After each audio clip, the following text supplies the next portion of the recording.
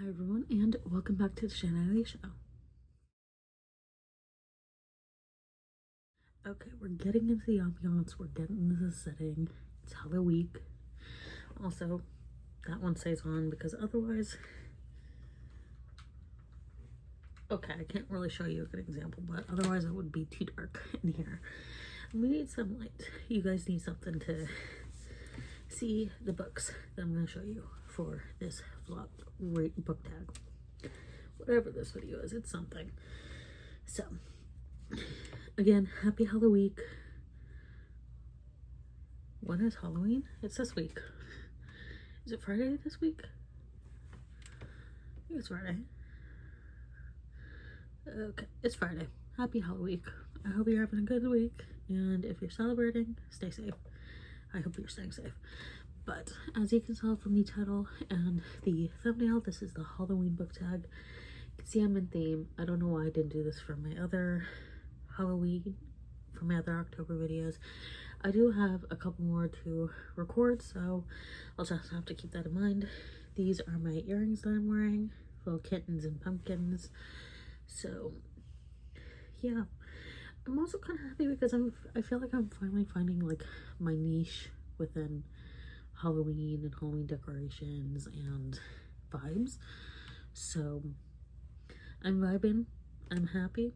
I might not be able to get all the vibes that I want or would like for Halloween, but you know, we'll get there slowly, eventually, someday. So with all that said, let's get into this book tag. Now, I only have, there's 2 books that I mentioned for in the upcoming prompts. There's 2 books that I do not have physical copies of. So those ones I will mention the authors as well, but for the books that I do have physical copies of, I haven't been mentioning the author, but authors are mentioned down below in the description. And when I show the book, you'll be able to see the author as well. So with all that said, let's finally get into this prompt, this book tag. The first prompt is carving pumpkins. What book would you like to carve up and light on fire? For me, that is Serena Valentino's Raising the Horseman. And I love Disney. This is like the only really black thing I own. Well, I own some black stuff, but like sweater top wise, this is the only like 90% black thing I own. Where did I get on that? Oh, Disney. So Raising the Horseman by Serena Valentino is a Disney book. It's Disney published, and I absolutely love The Adventures of Ichabod and Mr. Toad. I love that short. I love Bing Crosby narrating the Sleepy Hollow story. Like, that is top tier chef's kiss. And because of that, I had high expectations for Raising the Horseman by Serena Valentino. I feel like I kind of should have known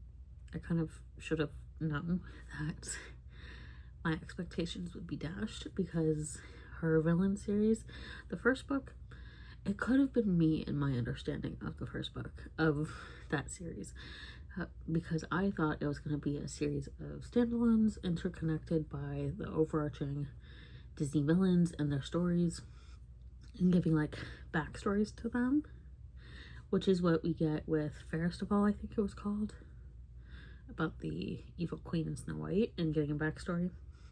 You get a backstory for the evil queen in Fairest of All.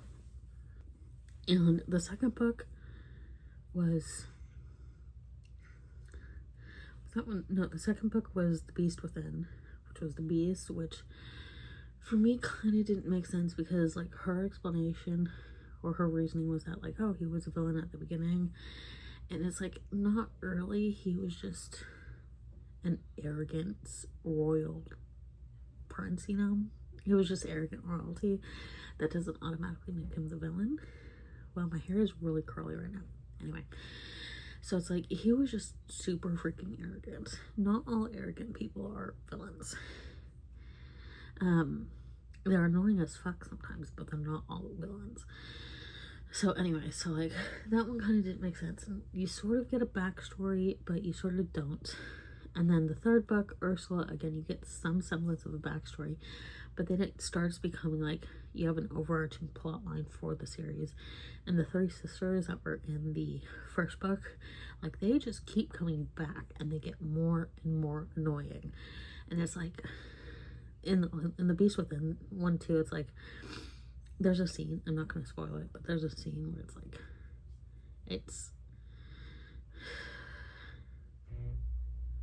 it doesn't make sense for the plotline of Beauty and the Beast. And it, like, yeah, it doesn't have to follow the exact plot of the movie, but like, considering everything that happens in the movie, and considering that these books are supposed to fit within the canon of the movie, but just giving a backstory to some of the side characters, like, it didn't make sense. But anyway, so going back to Raising the Horseman, I should have kind of expected my expectations to be dashed and not expect such high things from it, because the villain series, like those first 3 books, didn't go as well for me as I had hoped. But I was still hoping, because it's like, at least within like the Disney verse and Disney published books, like that was the first and the only Headless Horseman story that we got from Disney based off of Legends of Sleepy Hollow and The Adventures of Ichabod and Mr. Toad. So like, I had high expectations, which was a real freaking bummer that they were dashed. And like, I would like to carve up that, I gave it away, but like, and not that I would actually do this, but like, I would like to carve up that book and light it on fire, put it in a bonfire. Like, I like that book. Again, not that I would actually do this, but like, I would tear out those pages and rip them up and then put it in a bonfire and burn it. Because it's like, and there were certain parts of it too that it was like one thing I will slightly spoil is that the Headless Horseman is a real entity within Raising the Horseman, but Serena Valentino doesn't use him. Like, he's just there. And it's like, I'm not going to say why or how she doesn't use him, but it's like, don't make him a real entity if you're not going to use him. Like, the whole point of, like, especially when it's called Raising the Horseman, like, don't make the Headless Horseman a real entity if you're not going to use him. If you're not going to use that entity as a major plot point, as a major plot device. Like, okay, let me rephrase. Don't make him a real entity if you're not going to use the Headless Horseman as a real entity, as a major plot point. Because there are ways, without making him a real entity, there are ways to use, like, the stories around the Headless Horseman, the legends and stuff. There are ways to use those stories to elicit fear, you know, within the community. So it was just like, he was just there, you know, and it's like, I'm high-key, low-key disappointed. And also, too, one thing that I thought was kind of stupid was that, well, part of it wasn't stupid, but so Katrina Von Tassel basically made it so that her descendants, like, so that her wealth, her fortune, after her dad died, when it was passed to her, and Brom, like, her fortune would pass down matriarchally, would pass down to within, like, a woman line.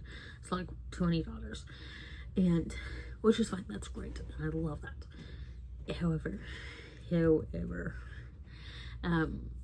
it was only if they were named Katrina, and it was like that. Granted, we don't get a lot of Katrina within the shorts, which I get, but like, kind of like, this is something you can read into a little bit, despite the fact that it's a short. But like, the vibes you get from Katrina is that she's just kind of playful, and she's trying to figure out who's the best suitor for her. And I honestly think, in that original short, I honestly think that she kind of knew what Ichabod was about, and that she basically saw that he was a bit of a sleazeball and a bit of a pervert. Like, And like, yeah, Bron Bones is kind of rough and rowdy, but like, he's like, Bron was like genuinely a good person. Like, he just wanted to have a good time, you know, and he was friendly, just liked practical jokes, and I think she saw that. And again, so it's like, that's kind of what I and my sister and a lot of our friends kind of see in that short. So it's like, based on that, I kind of don't think it makes sense for her to have it be like, oh, only, I don't think she would be that vain to be like, it'll only pass to the daughters if the daughters are named Katrina. That doesn't sound like her. And like, it, I guess it's like sort of okay because they were able to make the name their own, but like what are in the modern timeline, in the more recent timeline, because it's dual, it's not quite modern, but it's like maybe a century later ish. The main character for the later timeline, she calls herself Kat. Her mom was Trina. So it's like they kind of give themselves nicknames to differentiate from their mothers and their grandmothers, who are also named Katrina. But it's like, that doesn't seem like something Katrina would do, the original Katrina. So that part kind of annoyed me. But yeah, I'll stop talking about this one, at least for right now. So the next prompt is trick or treat. What character is a treat? What character is a trick? So for a treat, that would be Maxi from Under the Oak Tree. Like, I love her. She's so lovable. I would say Riften as well, but we're focusing on our girl Maxi. Also, you know what? I'll mention that in a minute. So like, sweet baby, love her. And in this, volume 1, Maxi is the daughter of a really powerful duke, and she's basically kept hidden away because she has a speech impediment. She has a stutter, and she's kept hidden away for fear that the stutter will bring shame to the family. And then she's married off to a recently successful knight, and they get married. The morning after, he basically takes off towards war, and 3 years later he comes back, still wants her. She's surprised by it, and we're following that plotline, that storyline for volume 1. Maxi is 100% a treat. We love her. And then for the character of a trick, the Headless Horseman in Serena Valentino's The Headless Horseman. I forgot what I was going to say. I got it a minute ago. What was it? Okay, I remembered. So the thing also with raising the Horseman is raising the thing with it as well is that you have like a dual timeline in this book, which I mentioned a little earlier. And the first timeline, you're basically following the same exact story of the original animated shorts. Second timeline is about a century later, roughly, I think. And you're following one of Katrina's female descendants. There is some LGBTQIA plus representation, which I liked. That was like the main thing I liked about it, but even then it was like kind of predictable where it was going. But so you're following the same, like in the initial timeline, in the first timeline, you're following that same story of the animated short. Second timeline, 100 years later, it's like, it's the exact same plot line, which it's like, I kind of wanted something different, you know? I wanted something, if you're gonna do a dual timeline, especially for something that's based off of a movie, and it's published by that movie's company, in this case Disney, like I don't want the same story rinsed and repeated, you know? And if you're giving like that initial timeline and basing it off of that, the original animation, that's fine, but like especially for like someone like me who really loves that short. I don't need I don't need the short rehashed. As much as I love it, I don't need it rehashed. And I don't need it like rehashed but like a century later. So it's like, if you're gonna do a dual, like I said, if you're gonna do a dual timeline, give me something a little bit unique with one or both of the timelines. And like, you do have like a slight twist with that initial timeline when they kind of converge near the end. They don't like fully converge, but there's like a semblance of convergence. And there's like a twist, but it was kind of predictable. And because like the love interest, slight spoiler, slight-ish, the love interest, her name is Isadora Crow.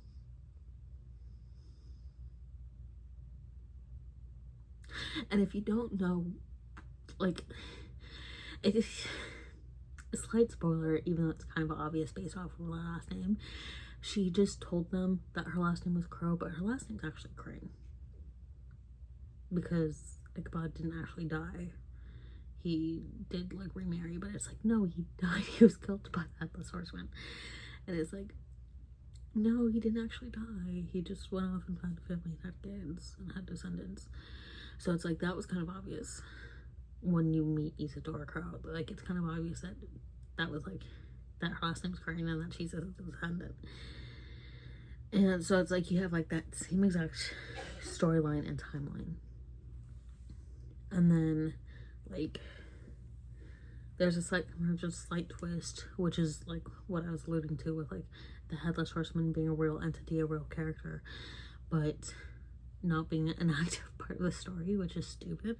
But I'm not going to spoil too much more. But anyway, moving on. The next prompt is candy corn, which I kind of hate. I like the initial bite of it and then I hate it. What book is always sweet? For me, that book is Parts of Being an S-Class Heroine. Art by Gore and original story by Irene. And honestly, sweet. I love this. This had me wanting to kick my feet up and squeal excitedly. And in this, you're following Elliot Rotterland, and she's basically like a child prodigy, can excel at anything, and she's kind of in line to become the next S-Class heroine. So that's what you get with volume 1. The next prompt is ghosts. What character would you love to visit you as a ghost? So if a character were to become a ghost, which character would you want to visit you as a ghost? For me, that would be Maomao from the Apothecary Diaries. And I've only read like the first 4 volumes, but I'm almost done with the anime. And like, I love Maomao. I love her so much. Like, I love all the characters in this, but I would love her to visit me as a ghost, because I feel like she'd be in the kitchen like doing stuff, experimenting, and it'd be fine. Like, she wouldn't really like bother me unless it was to ask like about certain ingredients or something she needs, but like, I would love for her to visit me as a ghost. The next prompt is dressing up in costume. What character would you want to be for a day? There's a lot. I would like to be Lady Yukio from the Apothecary Diaries. I think there was like one other character in my watch that I said I wanted to be. But the answer that I'm going to go with is the Wind Master, Qingxuan. The Wind Master from Heaven Official's Blessing. I don't think I'm saying the name right. Like, I am perfectly happy with my gender as a woman. You should always be happy with your gender, and if you're not, I hope you're eventually one day happy. But I feel like there would be a little bit of gender euphoria with the Wind Master for me. And like, I love the Wind Master. I've talked about this before, but like, canonically they are gender fluid in my mind. So yeah, I love the Wind Master. They're my baby. I love them. And then the next prompt is wizards and witches. What is your favorite Harry Potter moment? I don't really like have a particular favorite. I do like going on the castle ride at Universal Studios Hollywood, but I don't necessarily have like a favorite Harry Potter specific moment, because I've always liked it, but I've never like been over the moon about it. But to go on like a somewhat similar note, for me, it's something that I kind of love as much as the Harry Potter fans love Harry Potter, The Hobbit, Lord of the Rings, Middle Earth. For me, like 2012, 2013, and 2014, seeing the Hobbit movies in theaters, I had some issues. I still kind of have some issues, but at the end of the day, the Hobbit trilogy did grow on me. I really enjoy it. Again, I still have a couple of issues, but at the end of the day, I'll take it over Rings of Power. Seeing those in theaters, like I was alive when Lord of the Rings came out, but I was under 5 years old. I was at most I was 5 years old, and so it's like I didn't see those movies in theaters. I have family who saw it in theaters. Like I didn't see it in theaters, but I've always loved The Lord of the Rings and The Hobbit. So being able to see the trilogy in theaters, that was my Harry Potter moment. So the very last prompt is blood and gore. What book was so creepy that you had to take a break from it for a while? And this is a non-fiction book. Let me pull it up real quick.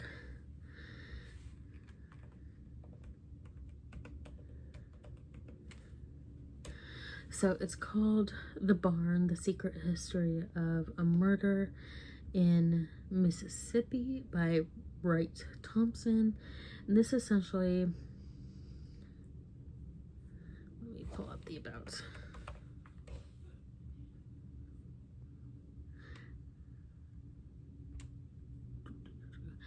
So this follows the story of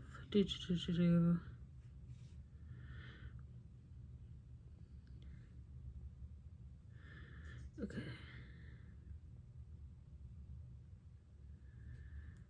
So you, oh gosh.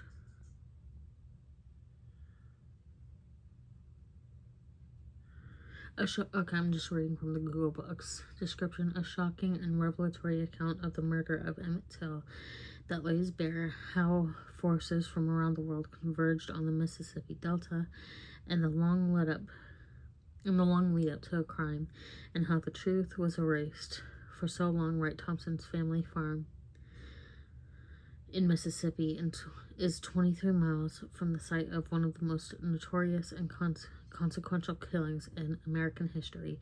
Yet he had to leave the state for college before he learned the first thing about it. To this day, fundamental truths about the crime are widely unknown, including where it took place and how many people were involved. This is no accident. The cover-up began at once, and it is ongoing. In August 1955, two men, Roy Bryant and J.W. Millam, were charged with the torture of a 14-year-old boy, of the 14-year-old Emmett Till in Money, Mississippi.